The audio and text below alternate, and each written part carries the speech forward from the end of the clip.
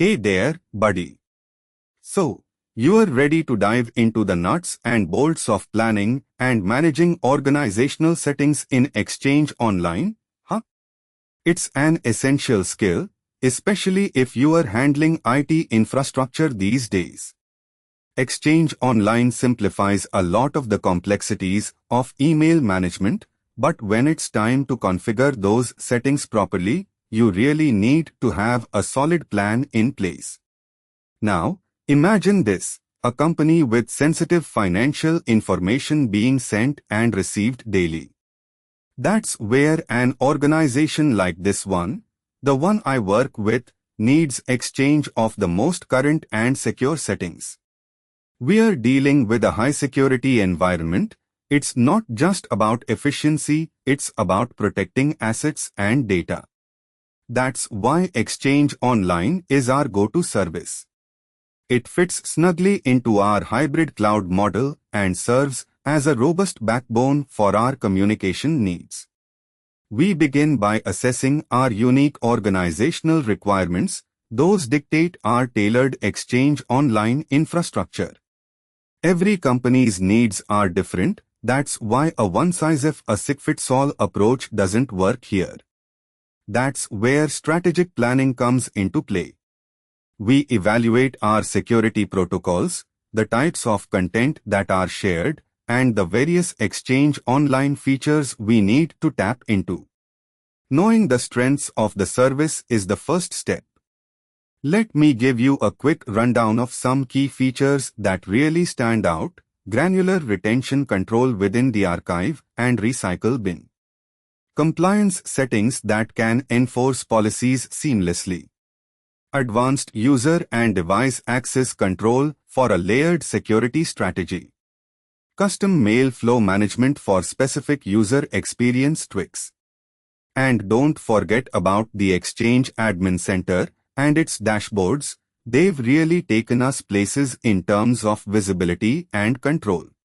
Speaking of visibility and control, here's where my experience comes into handy.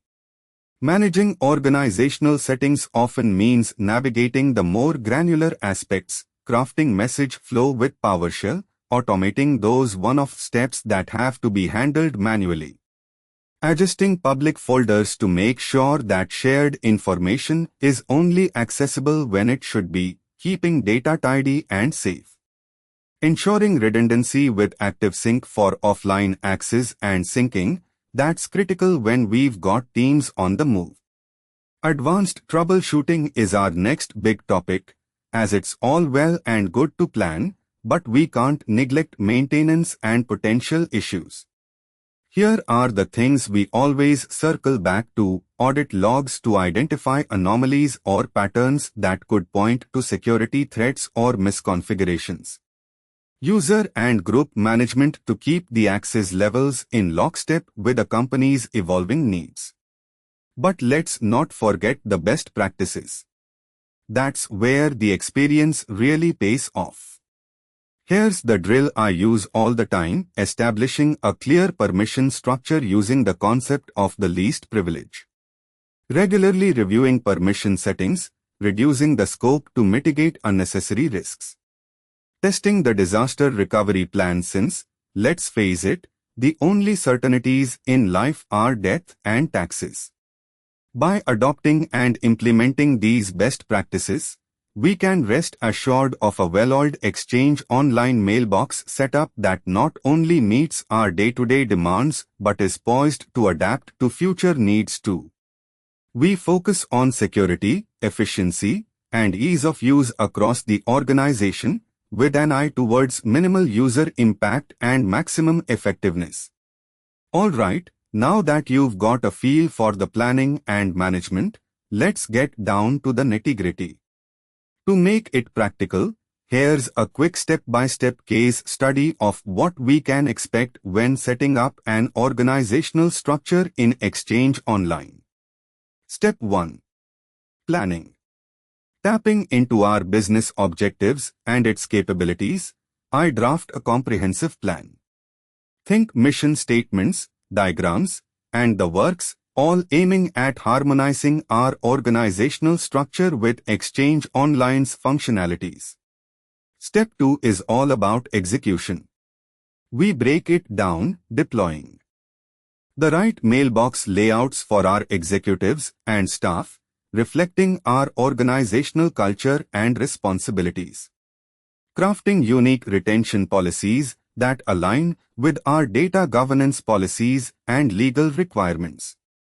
Throughout this process, I make sure to communicate regularly with my IT crew, keeping everyone on the same page and the management involved in decision-making where beneficial. When things go south, it's about troubleshooting but keeping a cool head. Quick thinking, access control reevaluation, and maybe an exchange plan for backup, like when things get hairy, I always recommend these steps. Remember, the goal is for our organization to thrive in the digital realm without letting technology manage us.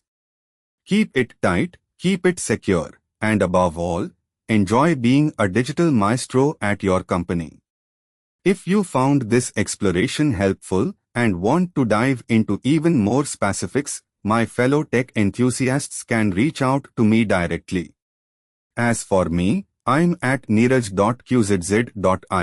Subscribe to TechLab for more tech talk.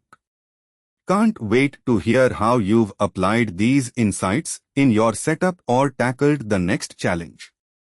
Cheers to making IT work for us, not the other way around.